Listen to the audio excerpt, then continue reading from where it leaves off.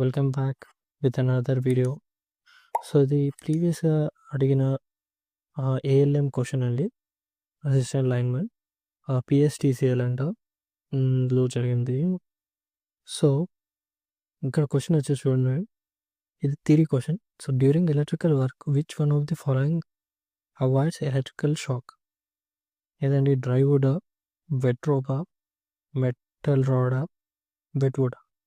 బేసికల్ ఐడియా ఉండాలండి మీకు. మెటల్స్ అనేటివి మంచి conductivity materials. So we can remove metal rod. Wet rope. ఇక్కడ మీకు కూడా గుర్తుండాలండి, కరెంట్ షాక్ అనేది తడిగా ఉన్నప్పుడు, అంటే వాటర్ కంటెంట్ మాయిశ్చర్ కానీ ఏదైనా ఉన్నప్పుడు ఎక్కువ కరెంట్ అనేది ఫ్లో అవుతుంది అనమాట.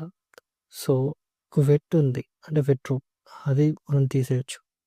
నార్మల్ రోప్ ఇస్తే అది నో ఇష్యూ, కానీ వెట్ రోప్ ఇచ్చాడు కదా, సో అది కూడా కండక్ట్ అవుద్ది.